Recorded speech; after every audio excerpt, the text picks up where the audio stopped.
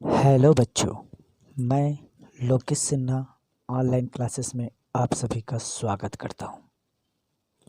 तो आज हम कक्षा 12वीं के जीव विज्ञान विषय में पढ़ने जा रहे हैं अध्याय 2, जिसमें पढ़ेंगे हम रिप्रोडक्शन। मतलब यहाँ पर जितने भी जीव रहते हैं वो एक जगह स्थायी तो नहीं रहते। वे सभी जीव की मृत्यु होती है, परंतु वे जीव इस पृथ्वी पर अपना अंश छोड़ के जाते हैं, मतलब अपने समान जीव उत्पन्न करके जाते हैं। इसी प्रक्रिया को कहते हैं हम जनन। तो पृथ्वी का प्रत्येक जीवधारी मृत्यु से पहले अपना अस्तित्व बनाए रखना चाहती है, अर्थात अपने जैसे संतान उत्पन्न करती है और वो संतान जीवित रहता है और फिर वो अपने संतान को उत्पन्न करता है।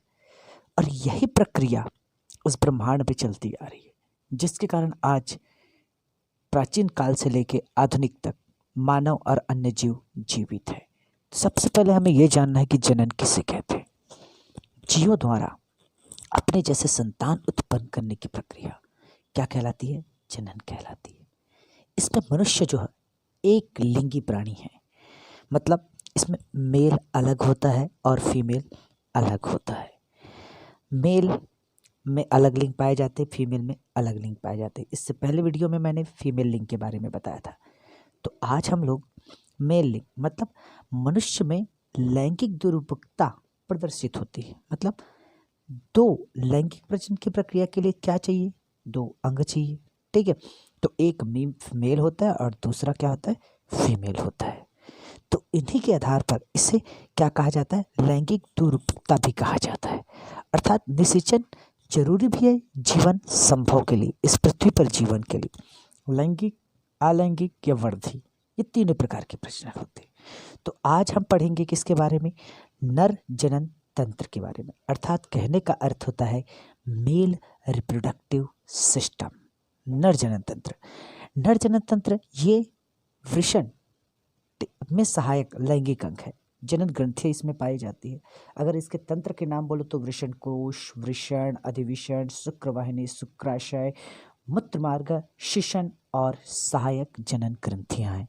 सहायक जनन ग्रंथियां जो हार्मोन्स का स्रावन करती है, जैसे गोनेडोट्रोपिक हार्मोन्स, पीयूष ग्रंथि। तो सबसे पहले अगर मैं बात करूं वृषण कोश की, वृषण कोश, वृषण कोश जंघे के पास पाया जाता है, ठीक है। और ये शुक्राणु इसी में बनते हैं।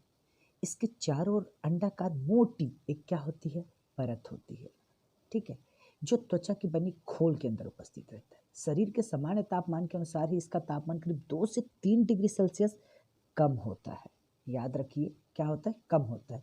अगर समानता वृषण कोण के अंदर दोनों वृषण बंद रहते हैं और कोशों के भीतर बीचों बीच एक पेशी अंडकोश विभाजक पटक पाया जाता है, जिसके आधार पर ये दो भागों में बट जाता है।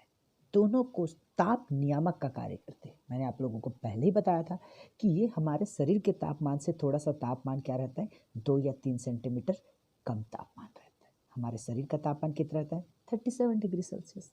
सामान्यतः ये 5 सेंटीमीटर लंबा और 2.5 सेंटीमीटर चौड़ा होता है और मोटा ये 3 सेंटीमीटर होता है। दूसरा मैं बात करूं किसकी? वृषण की। वृषण, अगर इस वृषण की लंबाई की बात करूं तो लगभग 4.5 सेंटीमीटर, मोटा 2.5 सेंटीमीटर, गुलाबी रंग का और हल्का सा कैसा रहता है? ये अंडाकार का होता है। ये होता है क्या? वृषण। दोनों वृषण मोटे दो स्तरीय खोल में बंद होते हैं। क्या होते हैं? ये दोनों खोल में बंद होते हैं। ये एक वृषण की, ये याद रखिए, ट्यूनिका एल्बुजिनिया कहते हैं। ये जो संयोजी उत्कों से ये जो घिरा होता है ना, उसे ट्यूनिका एल्बुजिनिया कहते हैं। याद रखिएगा, ये एक परत है। इसमें अंतराली कोशिकाएं और लेडिंग कोशिकाएं भी पाई जाती है, जो तंत्रिका या रुधिर वाहिनियों को आदि के समूह से इसमें बनी होती है। साथ ही साथ इसमें ये गोलाकार जो रहता है, इसे जनन उपकला उतक भी कहते हैं। इसके चारों ओर जो आवरण है उसे पेरिटोनियम, मतलब उसके वृषण के चारों ओर के आवरण को पेरिटोनियम कहते हैं। अब आता है कौन सा? अधिविषण वाला, जस्ट ऊपर वाला भाग आता है। इसकी लंबाई लगभग 6 मीटर लंबी होती है, 6 मीटर। ये पतली नलिका और अत्यंत कुंडली आकार की होती है। देखिए आपको चित्र में स्पष्ट दिखाई दे रहा हो कि बहुत सारी कुंडलियों से मिलकर बना होता है। कौन? अधिविषण। अधिविषण का एक सबसे अच्छी विशेषता यही है कि ये अगर बात किया जाए अधोविशन की तो ये 3 भागों में बटी होती है, याद रखिए। और यही जो है वो वृषण से शुक्राणुओं को शुक्रवाहिनियों में पहुंचाने देता है। स्खलन के समय भी ये शुक्राणु का संचय करके उसे क्या करता है, पोषण देने का कार्य करती है। साथ ही साथ निषेचन के लिए ये शुक्राणुओं का परिपक्वन भी करती है, उसे पोषण देती है, अर्थात उसे परिपक्व करके रखने का भी कार्य करती है, याद रखिए। और ये ठीक है, क्या होता है, कैपुट इपिडाइडिस और कॉर्पस इपिडाइमिस और कार्डा इपिडाइमिस, ये 3 इसके नाम होते हैं जो इसे भागों में बांटते हैं। इसके अलावा अगर मैं शुक्रवाहिनी की बात करूं, शुक्रवाहिनी जो रहता है वो वृषणनाल और इक्विनियल गुहा जैसे ऊपर देखिए से पहुंचकर मूत्र वाहिनियों में के साथ फंदा बनाते हैं, मतलब जालिकानुमा संरचना बनाती है, जिसे सेमनिकल वेसिकल्स भी कहते हैं। क्या कहते हैं उसे, सेमनिकल वेसिकल्स। इतने ज़्यादा जलिका बना लेती है, मूत्रवाहिनी में रहती है क्योंकि छन्ने का कार्य करने वहाँ पर बुमेन संपुट पाया जाता है, लेकिन ये उससे जुड़ा रहता है, ठीक है, उससे जुड़ा होकर ये कार्य करता है, ठीक। और हमेशा ये क्या करता है, ये शुक्रवाहिनी से जोड़ के रखता है, ये इसकी मुख्य विशेषता होती है। अधिविषण संग्रहण और शुक्राणु को पहुंचाने के लिए मार्ग भी प्रदान करता है। अब अगर मैं बात करूं किसकी, शुक्राशय की, शुक्राशय जो है वो मध्य में पाया जाता है, ठीक है।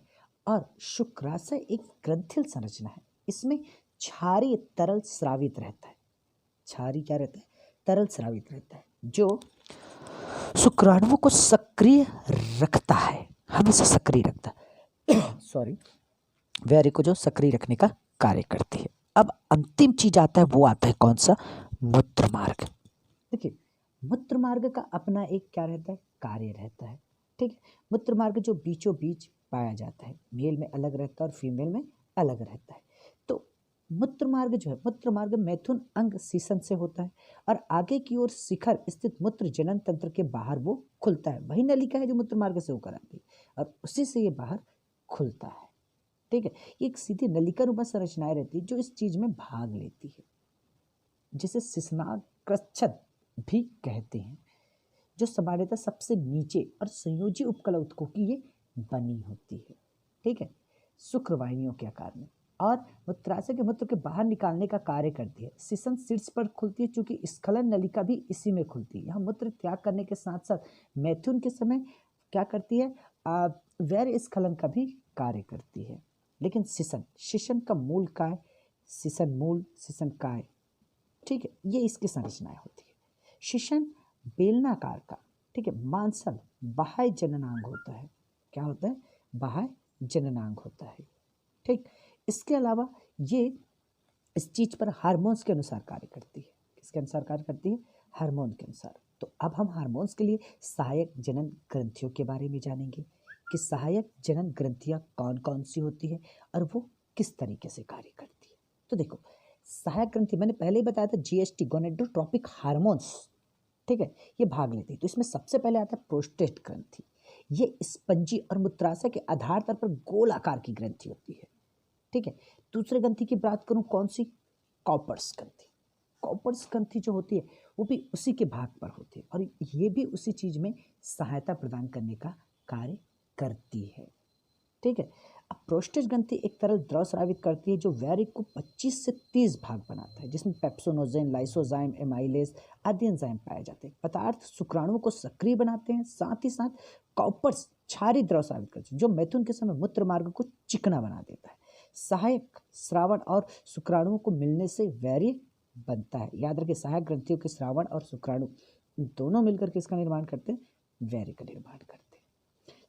ये एक प्रक्रिया है जो प्रोस्टेट ग्रंथि, याद रखें प्रोस्टेट ग्रंथि जो स्रावित करता है वो द्रव, ठीक है, और कॉपर जो क्षारीय पदार्थ को स्रावित करता है।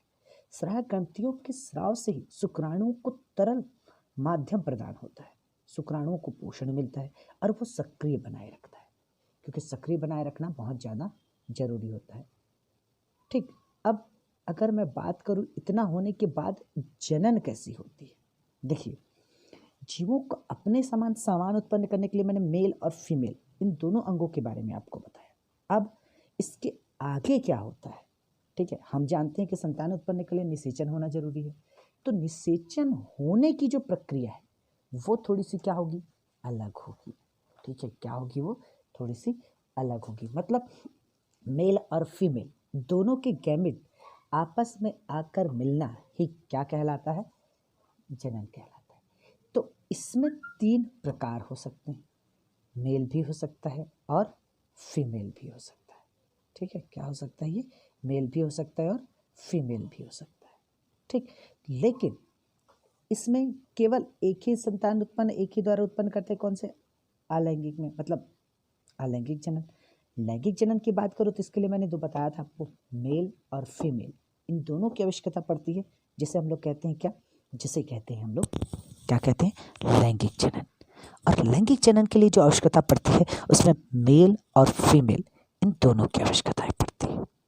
अर्थात मेरे कहने का मतलब यही होता है कि जनन के लिए 2 जनक नर और मादा ये दोनों मिलकर संतति उत्पन्न करते हैं, और ये प्रक्रिया किसमें पाई जाती है, मनुष्य में पाई जाती है। अर्थात जनन तंत्र की अगर सिंपली मैं बात करूं कि किस प्रकार से और कैसे होती है, तो मैंने आप लोगों को पहले ही बता चुका है कि नर जनन तंत्र और मादा जनन तंत्र, ये 2 प्रकार के तंत्रों के बारे में आप लोगों को बताया हूँ। नर जनन तंत्र के बारे में मैंने बताया कि नर जनन अंग पाया जाता है जो वृषण में उपस्थित रहता है। ठीक है, मादा जनन के बारे में मैंने बताया कि जो कहाँ रहता है, मादा में पाया जाता है। और दोनों देखो, अंडाणु और शुक्राणु ये 2 चीज़ों का निर्माण होता है।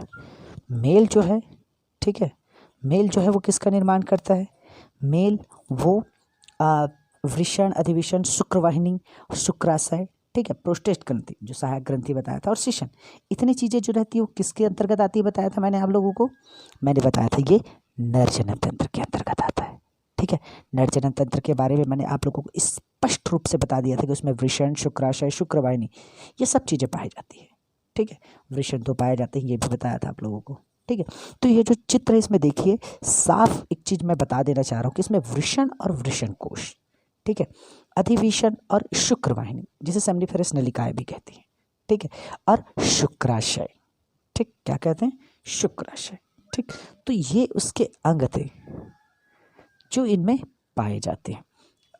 अब मैं अगर बात करूं इसके अलावा, ठीक है, इसके अलावा इस पे और कौन कौन सी प्रक्रिया होती है, तो सामान्य तौर पर अगर हम देखें प्रोस्टेट ग्रंथि जो क्या करती है, गोनेड्रोट्रोपिक हार्मोन्स, ठीक है, जो उस क्रिया के लिए क्या रहती है, लक्षण उत्पन्न करती है, ठीक है, सहायक होती है, उत्तेजना, ये सब कह सकते हैं।